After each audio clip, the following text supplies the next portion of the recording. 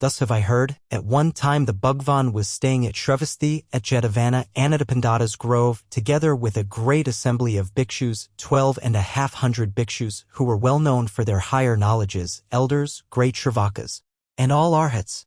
They were the elder Shariputra, Mahamajjalyana, Mahakashyapa, Mahakapana, Mahakatyayana, Mahakostala, Revata, Shuddhapanthaka, Nanda, Ananda, Rahula, Gavampati, Bharadvaja, Kaladayan, Vakula, and Aniruddha. He was with these and many other great Shravakas, and he was together with many Bodhisattva Madhusattvas. They were Manjushri, who remained a youth, Ujjita Bodhisattva, Gandhahastan Bodhisattva, Nityodayukta Bodhisattva, and Anakshiptadura Bodhisattva. He was with these and many other Bodhisattva Madhusattvas. He was also with Shakra, Lord of the Devas, and Brahma, Lord of the Saha world. He was with these and many other hundreds of thousands of Nayutas of Devaputras. Thereupon the Bhagwan addressed the venerable Shariputra. O Shariputra! In the western direction, beyond 100,000 kodis of Buddhalands from this Buddhaland, there is a world system called Sukhavati. There is a Tathagata, Arhat, Samyaksambhuddha called Amitayus. He stays, exists, and abides there, teaching the Dharma. What do you think, O Shariputra, for what reason is that world system called Sukhavati? It is because, O Shariputra, in that world system Sukhavati, there is no bodily suffering or mental suffering for beings, but immeasurable causes for ease. For that reason, that world system is called Sukhavati. Further, O Shariputra, the world system Sukhavati is decorated with 7 railings, 7 rows of palm trees, and nets with bells, and the 4 jewels are scattered all over and are brilliant and beautiful. They are gold, silver, beryl, and crystal. O Shariputra, that Buddhaland is adorned with an array of Buddhaland qualities of such forms. Further, O Shariputra, in the world system Sukhavati there are ponds made of the 7 jewels. The 7 jewels are gold, silver, beryl, crystal, red pearls, emeralds, and coral. They are filled with waters of the 8 qualities, are filled to the brim so that crows can drink from them, and are bestrewn with golden sand. And on all 4 sides of those ponds, there are 4 staircases which are brilliant and beautiful and made of the 4 jewels. They are gold, silver, beryl, and crystal.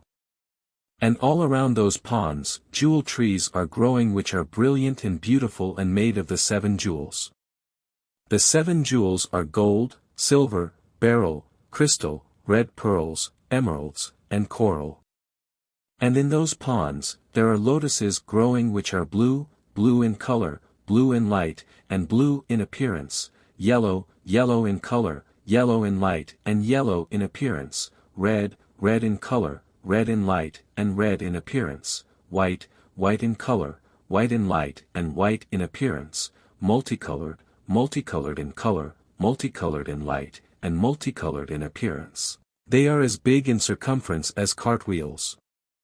O Shariputra, that Buddhaland is adorned with an array of Buddhaland qualities of such forms. Further, O Shariputra, in that Buddhaland there are divine instruments always sounding forth.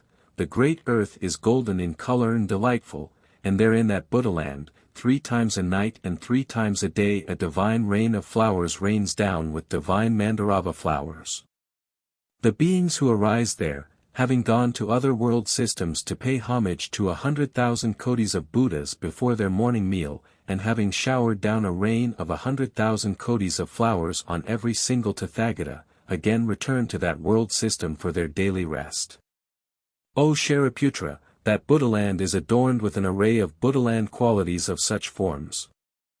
Further, O Shariputra, in that Buddhaland there are swans, curlews, and peacocks. Having assembled 3 times a night and 3 times a day, they perform songs and call their own cries. Their calling issues forth the sound of the faculties, powers, and the limbs of awakening. When that is heard by those humans there, they arouse awareness of the Buddha, they arouse awareness of the Dharma, and they arouse awareness of the Sangha. What do you think, Shariputra, are those beings born as animals? It should certainly not be seen as such. For what reason? For indeed, O Shariputra, in that Buddhaland there are no hells, and there are neither animals nor a Yama world. Rather, those flocks of birds were manifested by that Amitayus Tathagata and they issue forth the sound of the Dharma. O Shariputra, that Buddhaland is adorned with an array of Buddhaland qualities of such forms. Further, O Shariputra, in that Buddhaland, when those rows of palm trees and those nets of bells are blown by the wind, they issue forth a sound that is charming and pleasant to the mind. O Shariputra, just as when hundreds of thousands of kodis of divine instruments which sound forth songs issue forth a sound that is charming and pleasing to the mind, in just the same manner, Shariputra, when those rows of palm trees and those nets of bells are blown by the wind, they issue forth a sound that is charming and pleasing to the mind. When it is heard by those humans there, mindfulness of the Buddha abides in their bodies, mindfulness of the Dharma abides in their bodies, and mindfulness of the Sangha abides in their bodies. O Shariputra, that Buddhaland is adorned with an array of Buddhaland qualities of such forms. What do you think, Shariputra? For what reason is that Tathagata called Amitayus? It is because, Shariputra, the lifespan of that Tathagata and of those humans is immeasurable. Therefore, that Tathagata is called Amitayus. O Shariputra, 10 kalpas have passed since that Tathagata fully awakened to Anuttara Samyaksambodhi. What do you think, Shariputra? For what reason is that Tathagata called Amitabha? It is because, Shariputra, the light of that Tathagata is unobstructed in all Buddha fields. For that reason, that Tathagata is called Amitabha. O Shariputra, there is an immeasurable Sangha of Shravakas of that Tathagata, whose number cannot easily be reckoned, and who are pure and worthy ones. O Shariputra, that Buddhaland is adorned with an array of Buddhaland qualities of such forms. Further, O Shariputra, the beings who arise in the Buddhaland of Amitayus Tathagata are pure bodhisattvas, who are irreversible and are bound to only one more birth. The number of those bodhisattvas, O Shariputra, is not easy to reckon without being denoted as immeasurable and innumerable.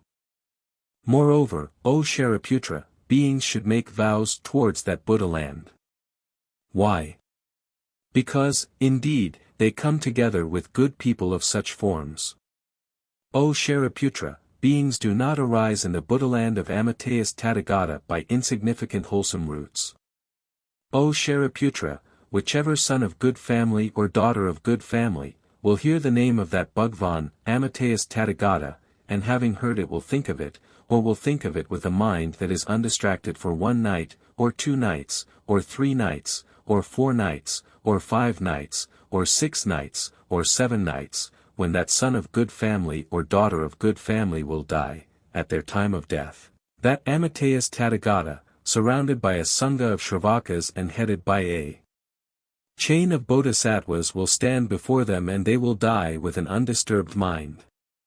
Having died, they will arise in the world system Sukhavati, the Buddhaland of just that Amitayus Tathagata. Therefore, then, O Shariputra, seeing this intention, I thus say, a son of good family or a daughter of good family should devotedly make vows of aspiration towards that Buddhaland. O Shariputra, just as I declare it here, there is in the eastern direction, O Shariputra, a Tathagata named Akshobhya, a Tathagata named Marudvaja, a Tathagata named Mahameru, and a Tathagata named Manjadvaja, thus headed by these, O Shariputra. In the eastern direction there are Buddha Bhagavans as numerous as the grains of sand in the Ganges river, and having covered their own Buddhalands with their tongues, they expound it. You should believe in this declaration of inconceivable qualities, this Dharma teaching which is called, protected by all Buddhas.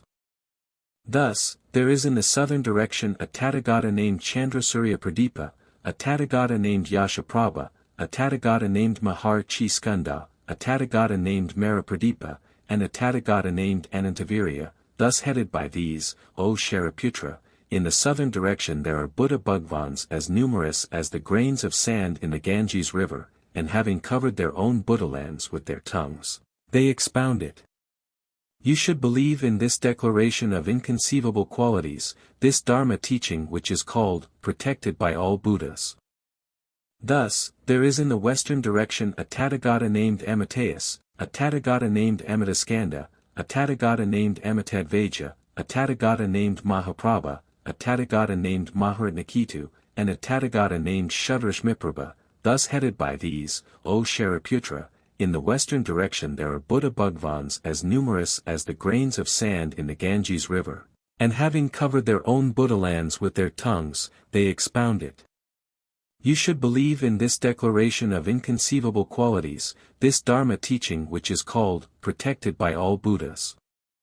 Thus, there is in the northern direction a Tathagata named Mahar Chi Skanda, a Tathagata named Vaishwanarana, a Tathagata named Dundabiswarana, a Tathagata named Dushpradarsha, a Tathagata named Adityasambhava, a Tathagata named Jalini Prabhu, and a Tathagata named Prabhakara, thus headed by these, O Shariputra.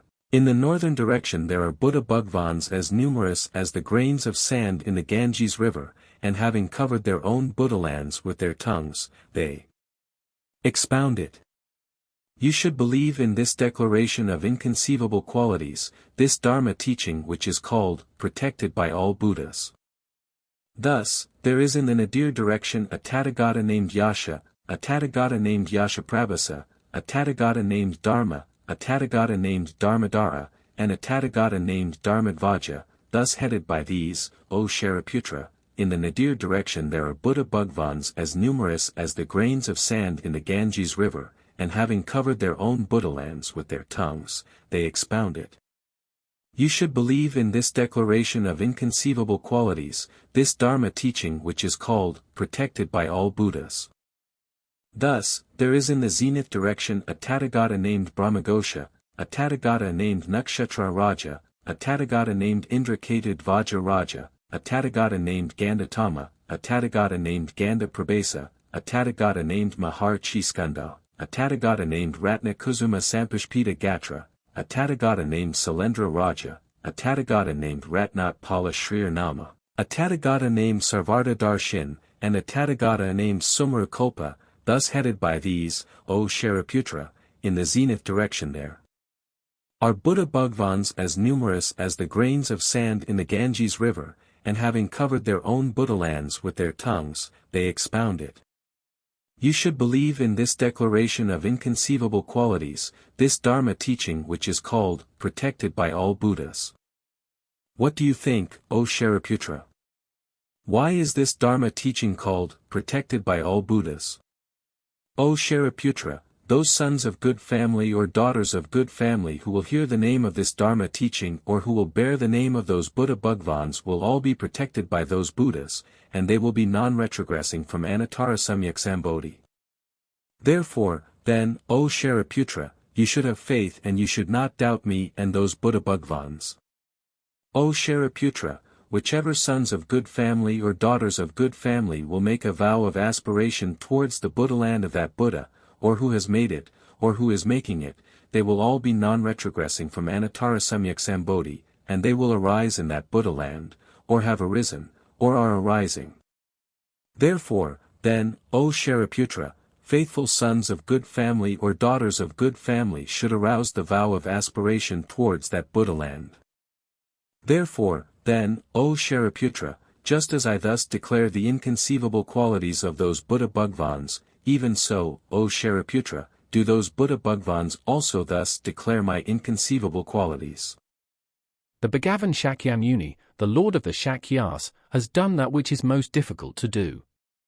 After having awakened to Anuttara Samyak Sambodhi in the Soha world system, amidst the degeneration of the Kalpa, the degeneration of beings, the degeneration of views, the degeneration of lifespans, and the degeneration of defilements, he has taught the Dharma which is the most difficult to accept by all the world. It is indeed, O Shariputra, the most difficult of difficulties for me, after having awakened to Anuttara Samyak Sambodhi in the Saha world system, amidst the degeneration of beings, the degeneration of views, the degeneration of defilements, the degeneration of lifespans, and the degeneration of the Kalpa, to teach the Dharma which is the most difficult to accept by all the world. The Bhagavan spoke this, glad in his mind. The venerable Shariputra and the bhikshus, bodhisattvas, and the world with its devas, humans, asuras, and Gandharvas rejoiced in what the Bhagavan had said.